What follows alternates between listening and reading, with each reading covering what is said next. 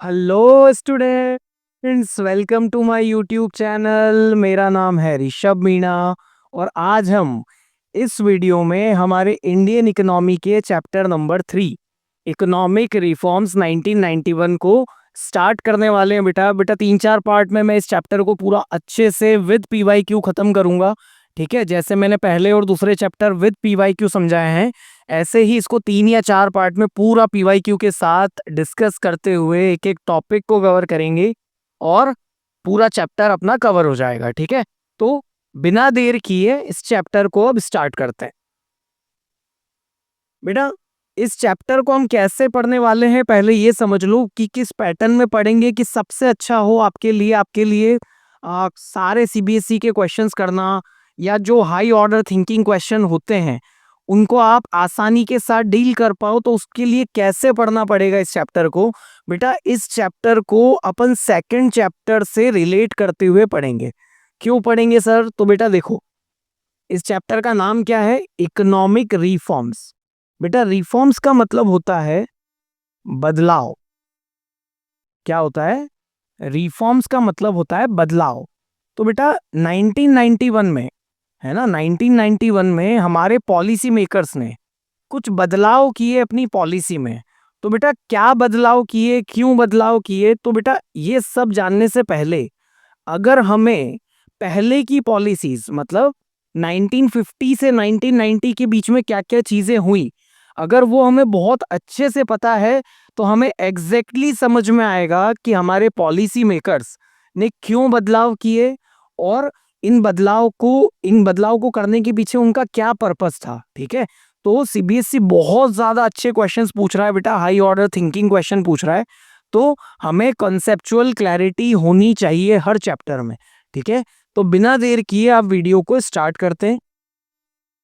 सबसे पहले हमें हमारा जो टॉपिक है वो है नीड फॉर रिफॉर्म्स। मतलब कि 1991 में, 1991 में जो रिफॉर्म्स आए, ठीक है, तो रिफॉर्म्स लाने की जरूरत क्यों पड़ी, आए क्या हुआ, वो सारी चीजें देखेंगे, पर जरूरत क्यों पड़ी? तो बेटा जरूरत इसलिए पड़ी, बेटा ये पीवाईक्यू भी है ना, इसी के ऊपर पीवाईक्यू भी है, तो बहुत ध्यान से समझना, याद नहीं करना पड़ेगा, मैं कनेक्टेड फॉर्म में आपको समझा देता हूं। ठीक है, चलो, तो सबसे पहले बेटा हुआ क्या कि 1950 से 1990 के बीच में मैंने आपको यह समझाया था कि जो लीडिंग रोल दिया गया वो किसको दिया गया था? पब्लिक सेक्टर को दिया गया था। ठीक है, इंडस्ट्रियल डेवलपमेंट का लीडिंग रोल किसको दिया गया था? पब्लिक सेक्टर को दिया गया था। लेकिन हमारा जो पब्लिक सेक्टर है वो फेल हो गया हमें सेल्फ सफिशिएंट इकोनॉमी बनाने में। इसका मतलब क्या कि हमारे पब्लिक सेक्टर ने इतने गुड्स प्रोड्यूस नहीं करे या इतने गुड्स वो प्रोड्यूस नहीं कर पाए जितने की हमारे देश को जरूरत थी। ठीक है, तो सबसे पहला क्या कि हमारे पब्लिक सेक्टर का पुअर परफॉर्मेंस, है ना, हमारे पब्लिक सेक्टर ने क्या किया, जो हमारे पब्लिक सेक्टर का परफॉर्मेंस था वो बहुत ज्यादा पुअर था। इसका मतलब क्या कि वो उतने गुड्स प्रोड्यूस नहीं कर पाए जितने की हमारी इकोनॉमी में जरूरत थी। अब बेटा, अब उतने गुड्स अगर हम प्रोड्यूस नहीं कर पाएंगे जितने की जरूरत थी, तो वो गुड्स को हमको क्या करना पड़ेगा? इंपोर्ट करना पड़ेगा। ठीक है, तो हमने क्या किया, हमारे पब्लिक सेक्टर के परफॉर्मेंस पुअर होने के कारण हमें गुड्स को क्या करना पड़ा? इंपोर्ट करना पड़ा। तो हमारा इंपोर्ट क्या हो गया? हमारा इंपोर्ट ज्यादा हुआ और एक्सपोर्ट तो बहुत कम था। तो जब हमारा ऐसी कंडीशन होती है, मैंने पूरा बैलेंस ऑफ पेमेंट आपको बहुत अच्छे से पढ़ाया है, तो जब ऐसी कंडीशन होती है कि एक देश के इंपोर्ट ज्यादा है एक्सपोर्ट कम है, तो बेटा बैलेंस ऑफ पेमेंट क्या होगा? उसका डेफिसिट में होगा। तो यही इंडिया के साथ हो रहा था। ठीक है, पहला रीजन क्या? Poor performance of public sector. Second, हमें क्या करना पड़ा? इंपोर्ट ज्यादा करने पड़े। तो इंपोर्ट ज्यादा करने पड़े तो सेकंड रीजन हमारा क्या हो गया? Deficit in balance of payment. अब बेटा बैलेंस ऑफ पेमेंट डेफिसिट में है, तो बेटा इस डेफिसिट को कंपनसेट करने के दो तरीके। पहला बोरिंग और दूसरा है फॉरेक्स रिजर्व। ठीक है, तो बेटा इंडिया ने इंपोर्ट ज्यादा किया तो बैलेंस ऑफ पेमेंट में क्या हो गया, डेफिसिट हो गया। अब डेफिसिट की भरपाई तो आपको करनी पड़ेगी। तो इंडिया ने दोनों तरीके अपनाए, दो तरीके होते हैं, इंडिया ने दोनों तरीके अपनाए, ठीक है। उन्होंने बोरो भी किया, दूसरे देश से उधार लिया। तो बेटा अगर हमने ज्यादा देशों से उधार लिया तो हमारे ऊपर कर्जा कर्जा क्या हो गया, बढ़ता ही चला गया। ये एक तीसरा रीजन है कि हमें रिफॉर्म्स क्यों लाने पड़े, ठीक है। हमने बहुत ज्यादा बोरो किया तो हमारे ऊपर कर्जे का जो बोझ था वो बढ़ता चला गया। और सेकंड तरीका क्या, बैलेंस ऑफ पेमेंट को कंपनसेट करने का, फॉरेक्स रिजर्व, कि हम हमारे डेफिसिट को कहां से कंपनसेट करें, फॉरेक्स रिजर्व में से कंपनसेट करें। तो फॉरेक्स रिजर्व, अगर हमने ये तरीका भी अपनाया कि हम फॉरेक्स रिजर्व से कंपनसेट करें तो हमारा फॉरेक्स रिजर्व लगातार क्या हो गया बेटा, गिरता चला गया, ठीक है। तो अभी तक 4 रीजन पढ़े, चारों को कनेक्टेड फॉर्म में पढ़े। एक और बार फटाफट 1 मिनट में समझ लो कि हमें रिफॉर्म की क्यों जरूरत पड़ी। क्योंकि 1950 से 1990 के बीच में पब्लिक सेक्टर को लीडिंग रोल दिया गया, लेकिन पब्लिक सेक्टर ने बहुत बुरा परफॉर्मेंस किया। तो सबसे पहला क्या था reason, poor performance of public sector. अब पब्लिक सेक्टर उतने गुड्स बनाने में नाकाम रहा तो हमें उतने गुड्स को क्या करना पड़ा, इंपोर्ट करना पड़ा। तो हमारा अगर इंपोर्ट ज्यादा हो गया तो हमारे बैलेंस ऑफ पेमेंट में क्या आने लग गए, डेफिसिट आने लग गया। और डेफिसिट को कंपनसेट करने के लिए हमने उधार लिया। तो हमारा तीसरा रीजन क्या बना रिफॉर्म्स के लिए, huge burden of debt. And हमने फॉरेक्स रिजर्व को यूज किया तो फोर्थ रीजन हमारा बना रिड्यूसिंग फॉरेक्स रिजर्व, ठीक है। अब बेटा जैसा कि मैंने आपको बताया कि हमारी इकोनॉमी में गुड्स की डिमांड ज्यादा थी लेकिन सप्लाई क्या थी बेटा, कम थी। गुड्स की डिमांड ज्यादा थी और सप्लाई कम थी। तो बेटा जब ऐसा होता है तो क्या होगा, गुड्स के प्राइसेस क्या हो जाएंगे, बढ़ जाएंगे। तो वही हमारी इकोनॉमी में हो रहा था कि हमारी इकोनॉमी में महंगाई बहुत तेजी से बढ़ रही थी, हमारी पूरी इकोनॉमी अंडर इन्फ्लेशनरी प्रेशर थी। तो बेटा ये थे वो 5 रीजन जिनकी वजह से रिफॉर्म्स इंट्रोड्यूस करने पड़े। अब बेटा अगला टॉपिक पढ़ते हैं। चलो अब बेटा इकोनॉमिक रिफॉर्म्स। अच्छा बेटा आज पाकिस्तान है ना, हमारे 1991 1991 में हमारा देश इतनी बुरी स्थिति में था, ठीक है, इतनी ज्यादा बुरी स्थिति में था, उसको करंट सिनेरियो से समझाता हूं। बेटा आज हम पाकिस्तान को कंगाल देश बोलते हैं, है ना, कि पाकिस्तान के पास कुछ नहीं है। बेटा स्टिल उसके पास अभी कितने टाइम का फॉरेक्स रिजर्व है, 3 से 5 महीने का उसके पास फॉरेक्स रिजर्व है। बेटा 1991 में 1991 में इंडिया के पास सिर्फ और सिर्फ 2 वीक्स का फॉरेक्स रिजर्व बचा था। तो आप सोच के देखो कि आज हम पाकिस्तान को कंगाल बोल रहे हैं क्योंकि उसके पास 3 से 5 महीने का फॉरेक्स रिजर्व है।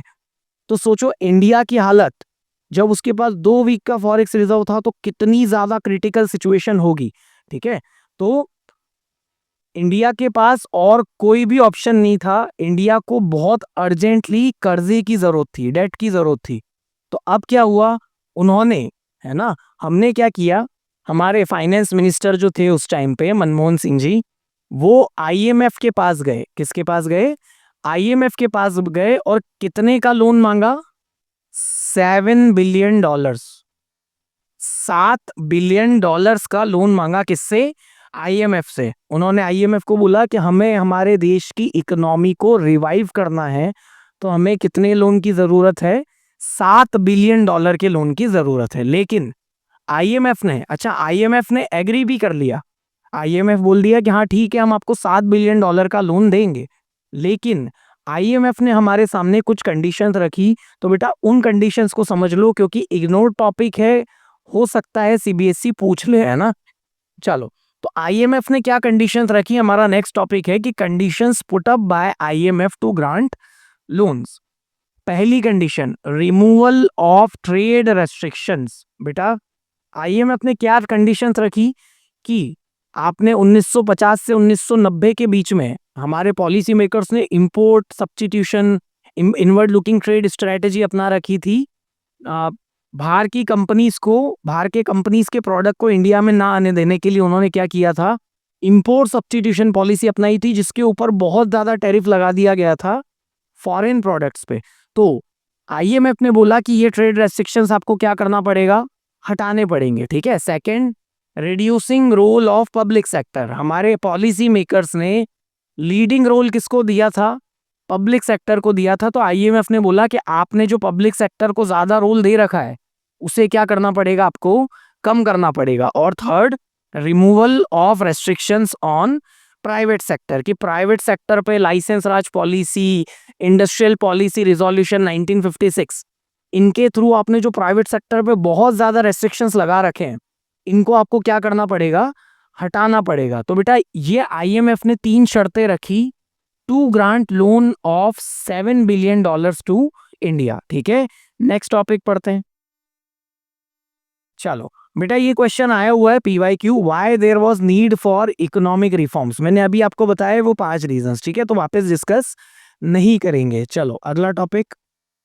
अब मनमोहन सिंह जी ने अपनी इकोनॉमी को रिवाइव करने के लिए, है ना, मनमोहन सिंह जी ने हमारी इकोनॉमी को रिवाइव करने के लिए 2 तरह के मेजर्स अपनाए, ठीक है।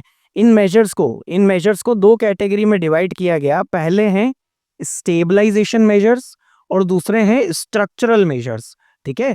स्टेबलाइजेशन मेजर्स का मतलब इनका एम था टू कंट्रोल इन्फ्लेशन, ठीक है। Stabilisation measures aimed to achieve या एम्ड टू कंट्रोल इन्फ्लेशन। ये बेटा ये शॉर्ट टर्म मेजर्स हैं, ठीक है। बेटा बहुत सिंपल है कि इकोनॉमी को रिवाइव करने के लिए 2 तरह के मेजर्स अपनाएं, स्टेबलाइजेशन मेजर्स और स्ट्रक्चरल मेजर्स। स्टेबलाइजेशन मेजर्स कौन से मेजर्स हैं, शॉर्ट टर्म मेजर्स हैं जिनका एम क्या था, इन्फ्लेशन को कंट्रोल करना। और स्ट्रक्चरल मेजर्स क्या हैं, लॉन्ग टर्म मेजर्स हैं जिनका एम क्या था, जिनका एम था एफिशिएंसी को बढ़ाना। एफिशिएंसी को बढ़ाना मतलब हमारे देश में गुड्स एंड सर्विसेज, है ना, जितने भी गुड्स हैं सर्विसेज हैं, इनके प्रोडक्शन को बढ़ाना, हमारा आउटपुट बढ़ाना। तो एफिशिएंसी को बढ़ाना हमारे स्ट्रक्चरल मेजर्स का एम था। कैसे, बाय इंक्रीजिंग इंटरनेशनल कंपटीशन या बाय इन्फ्यूजिंग इंटरनेशनल कंपटीशन। बेटा हुआ क्या कि हमारी डोमेस्टिक इंडस्ट्रीज को प्रोटेक्ट करने के लिए हमारे पॉलिसी मेकर्स ने आईपीआर 1956 लॉन्च की थी, है ना, अडॉप्ट किया था कि हमारी डोमेस्टिक इंडस्ट्रीज को अगेंस्ट फॉरेन कंपटीशन प्रोटेक्ट किया जा सके, ठीक है। लेकिन हमारे जो डोमेस्टिक इंडस्ट्रीज थे वो अपनी फुल एफिशिएंसी पे काम नहीं कर रहे थे, तो उनको अपने फुल एफिशिएंसी पे काम कराएं, मतलब उनकी एफिशिएंसी बढ़ाने के लिए हमारे पॉलिसी मेकर्स ने अब क्या किया कि हम क्या करेंगे, इंटरनेशनल कंपटीशन लाएंगे ताकि हमारी इंडस्ट्रीज भी और ज्यादा तेजी से अपनी एफिशिएंसी पे काम करें और ओवरऑल इकोनॉमी की एफिशिएंसी बढ़े, ठीक है। तो बेटा ये 2 तरह के मेजर्स थे। अब आगे बढ़ते हैं। अब जो हमारे 3 मेन टॉपिक हैं, लिबरलाइजेशन, प्राइवेटाइजेशन एंड ग्लोबलाइजेशन। तो सबसे पहले इस वीडियो में, है ना, इस पार्ट में मैं पूरे लिबरलाइजेशन को खत्म करवा दूंगा। आखिरी, है ना, बिल्कुल लास्ट में मैं आपको इस पूरे वीडियो से जो जो टॉपिक मैंने पढ़ा है उस पे सीबीएसई ने क्या क्वेश्चंस पूछे हैं मैं लास्ट में आपको बता दूंगा, ठीक है। चलो सबसे पहले स्टार्ट करते हैं लिबरलाइजेशन। बेटा सबसे पहले लिबरलाइजेशन का मतलब क्या क्या मतलब है लिबरलाइजेशन का, removal of entry and growth restrictions on private sector. बेटा ये लाइन आपके लिए बहुत ज्यादा इंपॉर्टेंट है। क्यों है बेटा, जहां पे भी, है ना, पूरे पेपर में कहीं भी अगर लिबरलाइजेशन का क्वेश्चन आया तो आपका इंट्रोडक्शन क्या होने वाला है, वो ये होने वाला है, ठीक है, removal of entry and growth restrictions on private sector. इसका मतलब क्या कि लिबरलाइज करना, अपनी इकोनॉमी को लिबरलाइज करने का मतलब क्या कि हमारे प्राइवेट सेक्टर पे जो अननेसेसरी आपने रेस्ट्रिक्शंस लगाए हुए थे, आपने मतलब 1950 से 1990 के बीच में जो पॉलिसी मेकर्स ने रेस्ट्रिक्शन लगाए थे उन्हें क्या कर दिया गया है बेटा, रिमूव कर दिया गया। और इसी रिमूवल को हम लोग क्या बोलते हैं, लिबरलाइजेशन बोलते हैं, ठीक है। अब इसके पीछे पर्पस क्या था, है ना, क्यों किया गया हमारी इकोनॉमी को लिबरलाइज। तो बेटा इसके पीछे क्या पर्पस था कि पहला, to unlock the economic potential by encouraging private sector.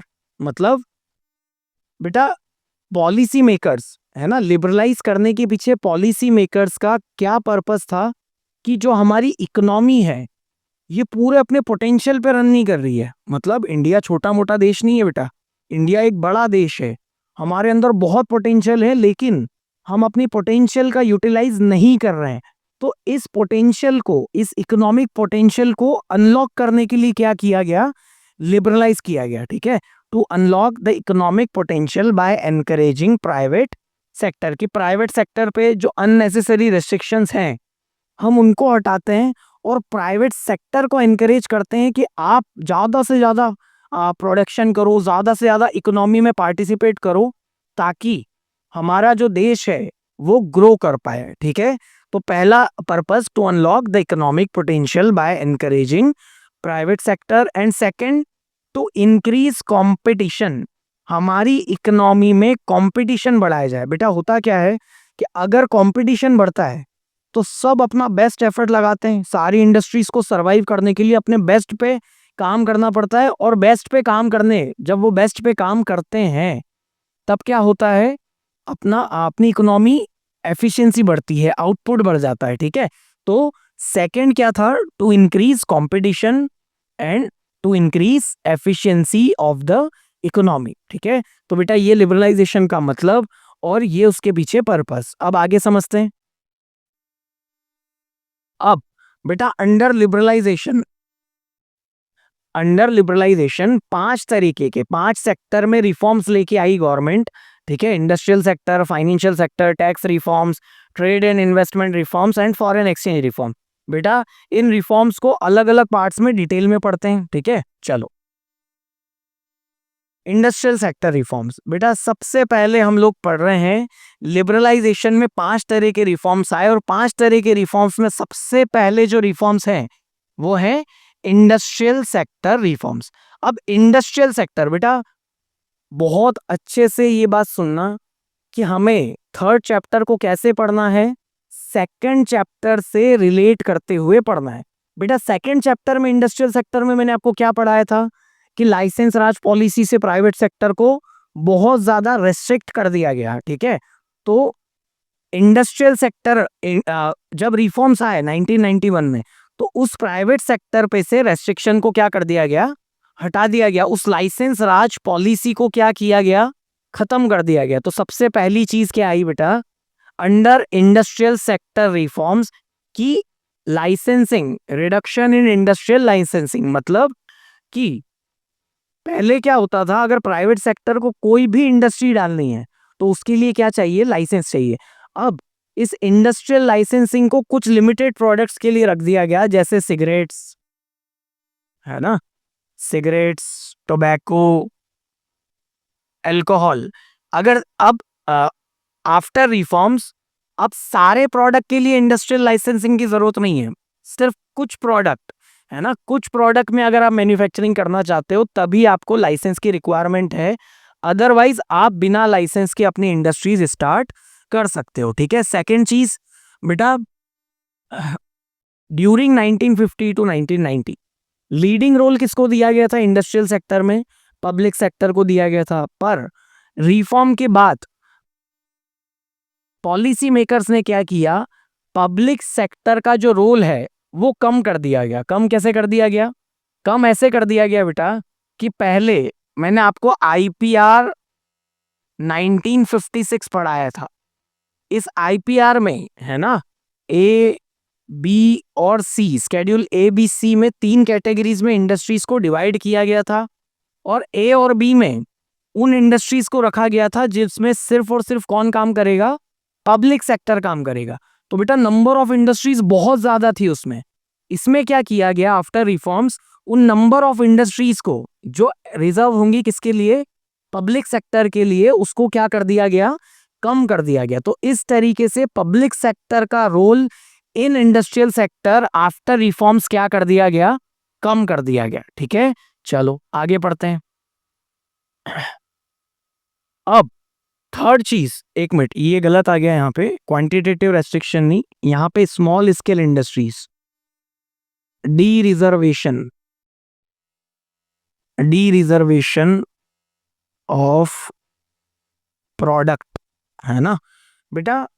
1950 to 1990 में मैंने आपको स्मॉल स्केल इंडस्ट्रीज पढ़ाया था कि स्मॉल स्केल इंडस्ट्रीज को प्रमोट करने के लिए हमारे पॉलिसी मेकर्स ने क्या किया, उनके लिए कुछ प्रोडक्ट को रिजर्व कर दिया कि ये प्रोडक्ट सिर्फ और सिर्फ कौन बनाएगा, स्मॉल स्केल इंडस्ट्रीज बनाएंगी।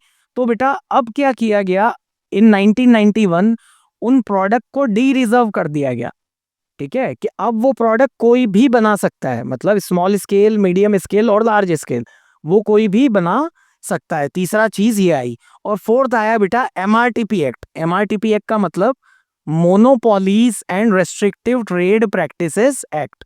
इसका मतलब क्या बेटा, monopolies and restrictive trade practices act में एक एक्ट आया, है ना। एक्ट का मतलब एक कानून लाई सरकार, और इस कानून में मर्जर और एमलगमेशन की भी फ्रीडम दी गई। अब मर्जर और एमलगमेशन क्या होता है, बहुत ध्यान से सुनो बेटा। जब दो बड़ी कंपनीज आपस में मिलके काम कर रही हैं, तो इसे क्या कहते हैं, मर्जर कहते हैं, ठीक है। और एमलगमेशन का मतलब क्या, कि जब एक बड़ी कंपनी बहुत सारी छोटी कंपनी को एक्वायर कर लेगी, ठीक है, एक बड़ी कंपनी जब बहुत सारी छोटी कंपनी को एक्वायर कर लेगी, तो उसे कहते हैं एमलगमेशन। तो बेटा इंडस्ट्रियल सेक्टर रिफॉर्म्स में एमआरटीपी एक्ट को लागू किया गया, और बड़ी बड़ी कंपनीज, है ना, प्राइवेट सेक्टर को मर्जर और एमलगमेशन की भी फ्रीडम दी गई। तो बेटा ये था आपके सामने इंडस्ट्रियल सेक्टर रिफॉर्म्स। अब आगे पढ़ते हैं, चलो अब सेकंड बात करते हैं फाइनेंशियल सेक्टर रिफॉर्म्स की, ठीक है। फाइनेंशियल सेक्टर रिफॉर्म्स बेटा, जहां वर्ड इकोनॉमिक्स में फाइनेंस आ जाए, जहां फाइनेंस वर्ड आ जाए, वहां ये समझ लेना कि यहां पे बैंक्स की बात होगी और आरबीआई की बात होगी, ठीक है। बैंक्स और किसकी बात होगी, आरबीआई की बात होगी। तो फाइनेंशियल सेक्टर में क्या रिफॉर्म्स आए, तो बेटा बहुत ध्यान से सुनो कि 1991 में सरकार ये लेके आई कि अगर कोई प्राइवेट प्लेयर अपना बैंक डालना चाहता है ना, अपना बैंक डालना चाहता है, तो वो कुछ कंडीशंस जो आरबीआई रखेगा, अगर वो उनको फुलफिल कर लेता है, तो वो अपना अपना बैंक स्टार्ट कर सकता है। आज देखो इंडिया में कितने सारे प्राइवेट बैंक्स हैं। तो बेटा ये कब हुआ, 1991 में। तो 1991 में सबसे पहला रिफॉर्म फाइनेंशियल सेक्टर में क्या आया, origin of private banks. Second बेटा फाइनेंशियल सेक्टर में, है ना, फाइनेंशियल सेक्टर में जो दूसरा रिफॉर्म आया वो क्या आया, कि हमारे बैंकिंग सेक्टर में, हमारे फाइनेंस सेक्टर में जो फॉरेन इन्वेस्टमेंट लिमिट थी, है ना, अगर कोई फॉरेनर हमारे फाइनेंशियल इंस्टीट्यूट में इन्वेस्ट करना चाहता है, तो बेटा उसकी लिमिट बढ़ा के कितनी कर दी गई, 74% तक बढ़ा दी गई, ठीक है बेटा। कुछ बुक्स में इसे 51% दे रखा है, जो कि गलत है ना। तो ये 74% तक बढ़ा दी गई। क्या क्या हमारे फाइनेंशियल सेक्टर में अगर कोई फॉरेन इन्वेस्टर आके इन्वेस्ट करना चाहता है, तो वो कितने परसेंट तक इन्वेस्ट कर सकता है, 74% तक इन्वेस्ट कर सकता है, ठीक है। चलो थर्ड और सबसे ज्यादा इंपॉर्टेंट जहां से क्वेश्चन बनते हैं बेटा, फाइनेंशियल सेक्टर में जो तीसरा रिफॉर्म आया वो आया change in the role of RBI. बेटा आरबीआई का रोल चेंज हो गया मतलब पहले रिफॉर्म से पहले आरबीआई, ठीक है, रिफॉर्म से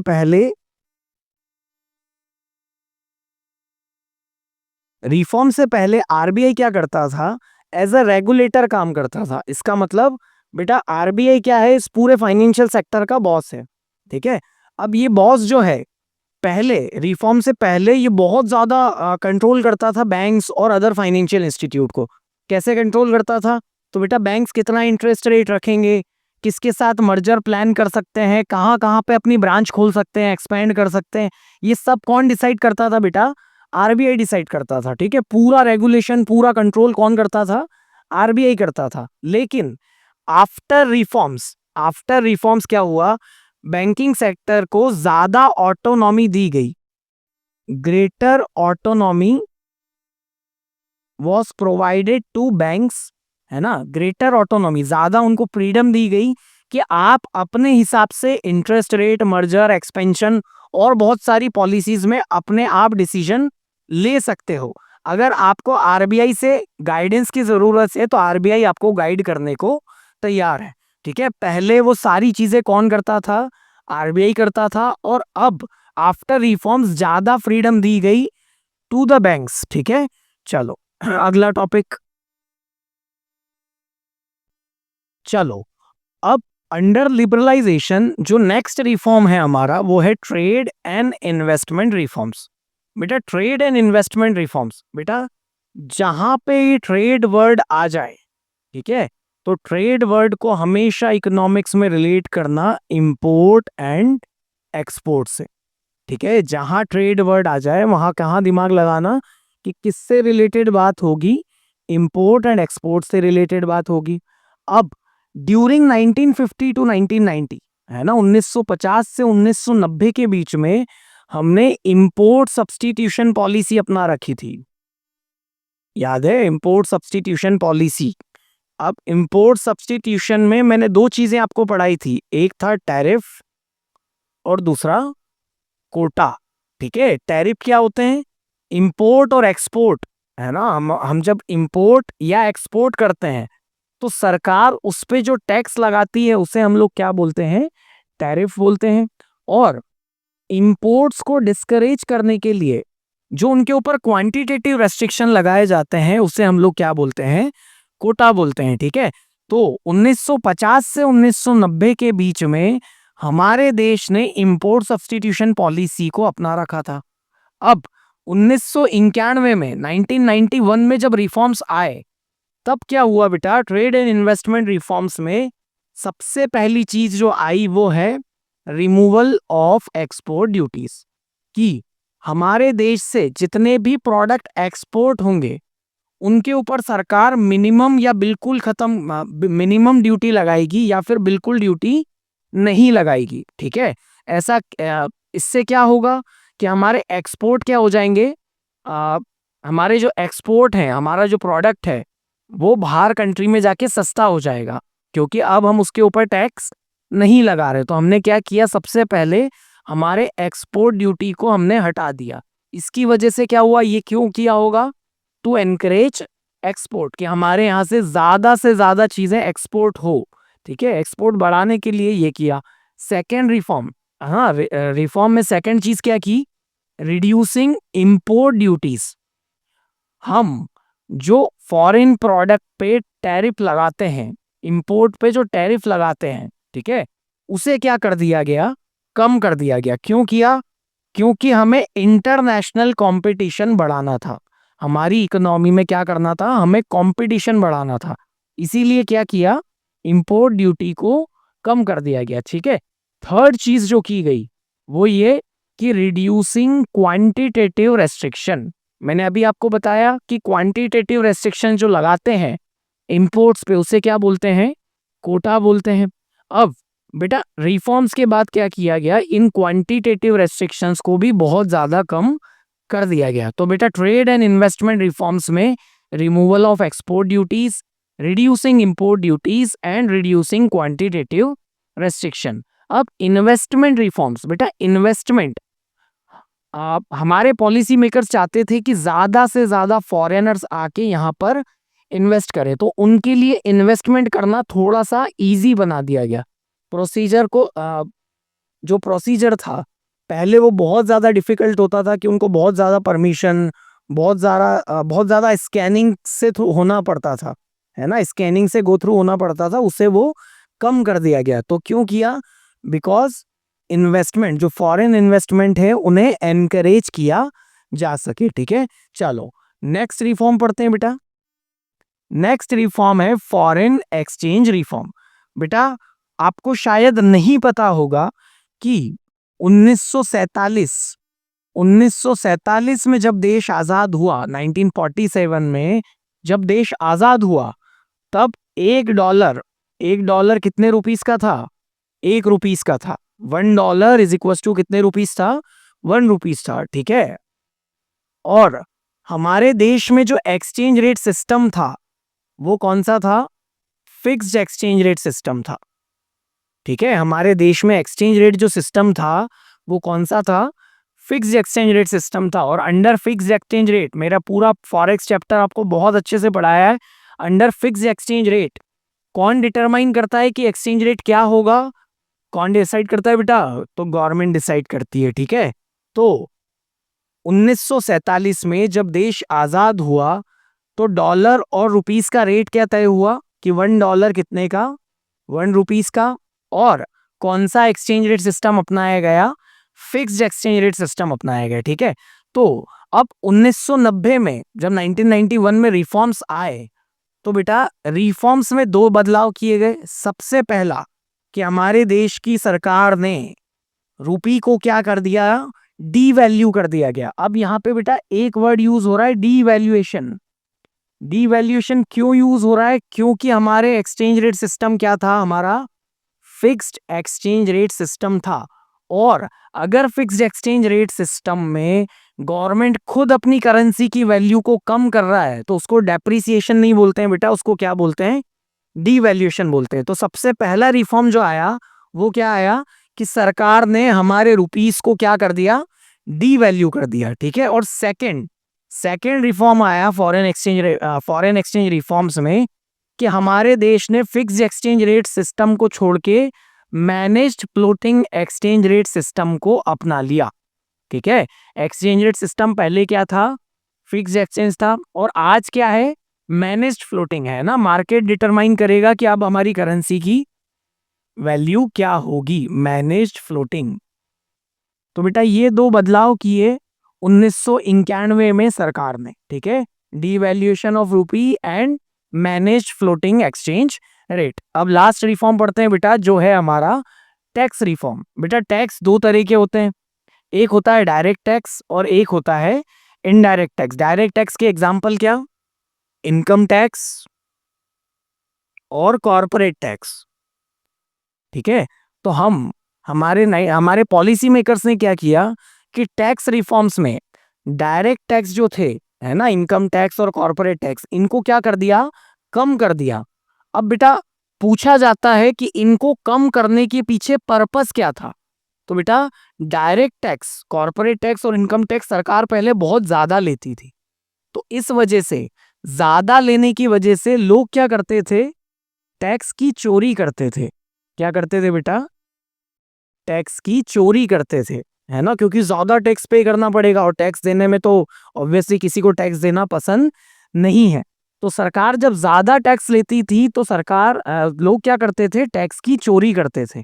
तो बेटा इस टैक्स चोरी को कम करने के लिए सरकार ने क्या किया? डायरेक्ट टैक्स को कम कर दिया। क्यों किया?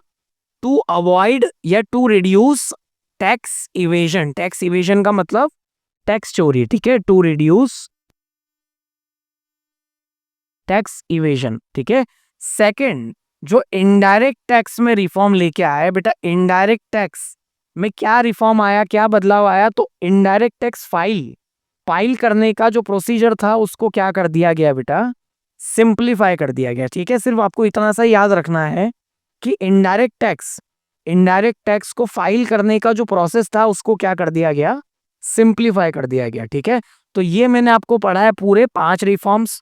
सबसे पहले इंडस्ट्रियल सेक्टर, फिर फाइनेंशियल सेक्टर, फिर ट्रेड एंड इन्वेस्टमेंट, फिर फॉरेन एक्सचेंज और लास्ट में टैक्स रिफॉर्म्स। ये बेटा अपना लिबरलाइजेशन पूरे अच्छी तरीके से खत्म हो गया। अब पिछले 2-3 साल में क्या क्वेश्चंस आए हैं वो मैं आपको दिखा देता हूं। चलो तो बेटा 2024, 2020 और 2025 का एक एक क्वेश्चन मैंने यहाँ पे लिया है, आप इनको पढ़ो। और मैंने सारे टॉपिक्स को बहुत डिटेल में कवर किया है, तो आप इनको अपनी लैंग्वेज में लिखने की कोशिश करो और कमेंट बॉक्स में उसका पिक डालो। मैं आपको चेक करके बताऊंगा कि अगर आपको मैं नंबर देता तो कितने नंबर देता। बेटा सारे ही क्वेश्चन को 3 मार्क्स के लिए डील करना, सारे क्वेश्चन को 3 मार्क्स के हिसाब से लिखना। मैं आपको चेक करके बताऊंगा कि आपको मैं कितने मार्क्स देता और आप इसको और कैसे इंप्रूव कर सकते हो। ठीक है, तो आज के वीडियो में इतना ही। अगर आपको ये वीडियो हेल्पफुल लगी तो please like, share, subscribe my channel. And अगर कोई भी डाउट हो तो आप कमेंट बॉक्स में जरूर कमेंट करो, मैं आपको रिप्लाई करूंगा। ठीक है, थैंक यू।